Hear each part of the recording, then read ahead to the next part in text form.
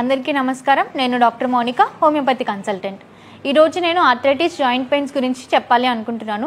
Arthritis joint pains అంటే ఏంటి, ఇవి ఎన్ని రకాలుగా ఉంటాయి మనకి జాయింట్ పెయిన్స్ అనేటివి, నెక్స్ట్ వచ్చేసి మనకి ఇందులో ఎలాంటి సిమ్టమ్స్ కనిపిస్తాయి, నెక్స్ట్ ఈ జాయింట్ పెయిన్స్కి అయితే కనుక మనకి ఎలాంటి ట్రీట్మెంట్ తీసుకుంటే కనుక పర్మనెంట్గా తగ్గుతుంది అనే దాని గురించి చెప్తానండి. యూజువల్గా మనకి ఈ జాయింట్ పెయిన్స్ అనేటివి అంటే ఏంటంటే usually inflammation of 1 or 2 joints అనేసి అని అంటామండి. బేసికల్గా ఇవి మనకి 2 రకాలుగా ఉంటాయి, ఆస్టియోఆర్థరైటిస్ అండ్ రుమేటెడ్ ఆర్థరైటిస్. ఇంకా ఇవే కాకుండా ఇంకా చాలా రకాలుగా కూడా ఉంటాయండి జాయింట్ పెయిన్స్ అనేటివి. జువెనైల్ ఆర్థరైటిస్ అని చెప్పేసి, అన్డిఫరెన్షియేటెడ్ ఆర్థరైటిస్ అని చెప్పేసి, ఇడియోపతిక్ ఆర్థరైటిస్ అని చెప్పేసి ఇలా రకరకాలుగా ఉంటాయండి. సోరియాటిక్ ఆర్థరైటిస్ అని కూడా అనేసి అంటూ ఉంటామండి. సో ఫస్ట్ ఆఫ్ ఆల్ మనకి బేసికల్గా చాలా మంది ఫేస్ చేసే ఆర్థరైటిస్ జాయింట్ పెయిన్స్ అయితే కనుక బేసికల్గా రుమేటెడ్ ఆర్థరైటిస్ అని చెప్పేసి, ఆస్టియో ఆర్థరైటిస్ అని, నెక్స్ట్ సోరియాటిక్ ఆర్థరైటిస్ అని, ఇలా ఈ 3 types of arthritis joint pains అయితే కనుక ఎక్కువగా కామన్గా ఫేస్ చేసే ఇష్యూస్ అండి ఇవి, ఈ 3 types of arthritis joint pains అనేటివి. సో ఫస్ట్ రుమేటెడ్ ఆర్థరైటిస్ అంటే ఏంటి? రుమేటెడ్ ఆర్థరైటిస్ అనేది యూజువల్గా ఏంటంటే ఇవి ఏజ్ ఓల్డ్ వాళ్ళల్లో కనుక ఎక్కువగా చూస్తూ ఉంటాము. అంటే లైక్ ఇప్పుడు మనకి బేసికల్గా మోకాళ్ళల్లో నొప్పులు రావడం కానివ్వండి, అరిపాదాలలో నొప్పులు రావడం కానివ్వండి, చేతి వేళ్ళల్లో నొప్పులు రావడం కానివ్వండి, ఇటువంటి చూస్తుంటాం. సో మనకి ఈ నొప్పులు ఎందుకు వస్తాయి రుమేటెడ్ ఆర్థరైటిస్లో అంటే కనుక మనకి గుజ్జు అనేది ప్రజెంట్ అయి ఉంటుంది మోకాళ్ళల్లో. ఎప్పుడైతే ఈ గుజ్జు అనేది అంటే దాన్ని లైక్ సైనోవియల్ ఫ్లూయిడ్ అనేసి సైనోవియల్ మెంబ్రేన్ అనేసి అని అంటూ ఉంటాం. ఎప్పుడైతే ఈ మోకాళ్ళల్లో గుజ్జు ఈ అరుగుదల అనేది ఎప్పుడైతే చూస్తామో అది మనకి ఆ ఫ్లూయిడ్ అనేది పక్కకి జరిగిపోవడం వల్ల మనకి ఈ నొప్పులు అనేటివి స్టార్ట్ అవుతూ ఉంటాయి అన్నట్టు.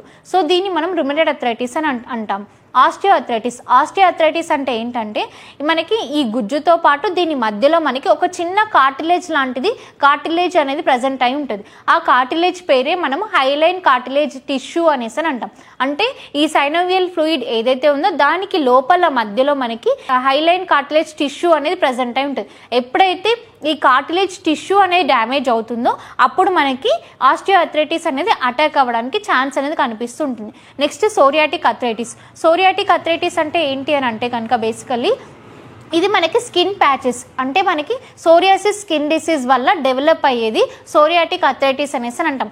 చాలా మందిలో ఏంటంటే మనకి సోరియాసిస్ స్కిన్ డిసీజ్ అనేది ఇప్పుడు చాలా వరకు ఐటీ ఎంప్లాయీస్లో కానివ్వండి, నెక్స్ట్ సైకలాజికల్ డిజార్డర్స్తో ఎవరైతే సఫర్ అవుతున్నారో వాళ్ళల్లో ఎక్కువగా మనం ఈ సోరియాసిస్ స్కిన్ డిసీజ్ ప్రాబ్లం అనేది చూస్తున్నాం. సో ఈ స్కిన్ డిసీజ్తో పాటు వాళ్ళకి అసోసియేటెడ్గా జాయింట్ పెయిన్స్ అనేది ఇంటర్లింక్డ్గా ఉంటాయి. సో దాన్ని మనం సోరియాటిక్ ఆర్థరైటిస్ అనేసి అంటాం. ఈ సోరియాటిక్ ఆర్థరైటిస్ అటాక్ అవ్వడానికి రీజన్ వచ్చేసి మనకి ఈ మన బాడీలో ఒక రోజుకి 9% ఆఫ్ ద నార్మల్ సెల్స్ అనేవి ప్రొడ్యూస్ అవుతూ ఉంటాయి. ఎప్పుడైతే ఇవి మన బాడీలో నార్మల్ సెల్స్ రేంజ్ అనేది ఎపిడెర్మల్ సెల్స్ రేంజ్ కంటే ఎక్కువగా ఇంక్రీజ్ అవుతాయో అప్పుడు మనకి ఈ సోరియాసిస్ స్కిన్ డిసీజ్ అనేది అటాక్ అవ్వడానికి ఛాన్స్ అనేది కనిపిస్తుంటుంది.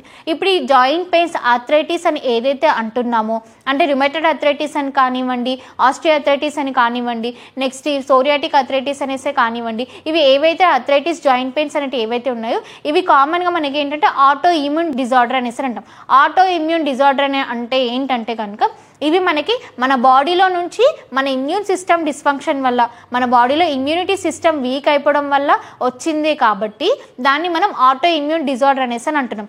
అంటే బేసికల్గా వేరే డిసీజెస్ అయితే కనుక మనకి బయట నుంచి ఇన్ఫెక్ట్ అవ్వడం కానివ్వండి, బ్యాక్టీరియల్ ఏజెంట్స్ వల్ల కానివ్వండి, వైరల్ ఏజెంట్స్ వల్ల కానివ్వండి, వీటి వల్ల వచ్చే అవకాశం అనేది ఉంటుంది. బట్ ఆటో ఇమ్యూన్ డిజార్డర్స్లో ఏంటంటే మన ఇమ్యూన్ సిస్టమ్ వీక్ అయినప్పుడు మనకి బయటికి కనిపించే దాన్ని మనం ఆటో ఇమ్యూన్ డిజార్డర్ అనేసి అంటాం. అంటే ఒక పర్టికులర్ కారణం అంటూ ఒక పర్టికులర్ కాజ్ అంటూ ఉండదు, అది ఏ కారణం వల్లనైనా మనకి అటాక్ అవ్వడానికి ఛాన్స్ అనేది కనిపిస్తుంటుంది. సో దీంట్లో అయితే కనుక మనకి సిమ్టమ్స్ ఏ విధంగా ఉంటాయి, ఈ జాయింట్ పెయిన్స్లో సిమ్టమ్స్ ఎలా ఉంటాయి అని అంటే కనుక బేసికల్గా మనకి నొప్పులు ఎక్కువగా ఉంటాయండి. నెక్స్ట్ వచ్చేసి మనకి వాపులు కనిపిస్తూ ఉంటాయి. నెక్స్ట్ వచ్చేసి మనకి స్కిన్ రెడ్నెస్ అనేది కనిపిస్తూ ఉంటుంది. ఎక్కడైతే నొప్పులు కానివ్వండి, వాపులు కానివ్వండి ఉంటాయో అక్కడ స్కిన్ రెడ్నెస్ అనేది కూడా చూస్తూ ఉంటాము. నెక్స్ట్ వచ్చేసి మనకి ఈ నొప్పులు ఎక్కువగా ఉండడం వల్ల మనకి మన బాడీలో ఫీవర్ లాంటి సిమ్టమ్స్ కూడా కనిపించే అవకాశం ఉంటుంది. చలి జ్వరం కూడా రావడానికి అవకాశం ఉంటుంది. నెక్స్ట్ జాయింట్ స్టిఫ్నెస్ అనేది కనిపిస్తూ ఉంటుంది, మజిల్ స్టిఫ్నెస్ అనేది కూడా చూస్తూ ఉంటాము. నెక్స్ట్ వచ్చేసి మన బాడీ పైన ర్యాషెస్ లాంటివి కూడా కనిపిస్తూ ఉంటాయి ఈ ఆర్థరైటిస్ జాయింట్ పెయిన్స్లో అయితే కనుక. ఈ ర్యాషెస్ అనేటివి కూడా ఏంటంటే మనకి ఈ జాయింట్ పెయిన్స్ ఎక్కువగా ఉండడం వల్ల మనం స్టిరాయిడల్ మెడిసిన్స్ కనుక తీసుకుంటే కనుక వాటి వల్ల ఈ స్కిన్ ర్యాషెస్ అనేటివి డెవలప్ అవ్వడానికి అవకాశం అనేది కనిపిస్తుంటుంది అన్నమాట. సో ఇలాంటి సిమ్టమ్స్ అనేటివి మనము ఈ జాయింట్ పెయిన్స్లో చూస్తూ ఉంటాం అన్నట్టు. సో ఇలాంటి ప్రాబ్లంకి అయితే కనుక మనకి పర్మనెంట్ సొల్యూషన్ ఎన్న దొరుకుతుంది అనేసి అని అంటే కనుక ఈ ప్రాబ్లమ్స్కి మనకి బేసికల్గా ఏంటంటే నొప్పులు ఎక్కువగా ఉండడం వల్ల అలోపతి మెడిసిన్స్ అంటే ఇంగ్లీష్ మందులు వాడదాము అనేసి అని అనుకుంటారు. ఆ పెయిన్ కిల్లర్ టాబ్లెట్స్ వేసుకోవడం వల్ల ఏమవుతుందంటే మన బాడీలో ఇమ్యూన్ సిస్టమ్ అనేది వీక్ అయిపోతుంది.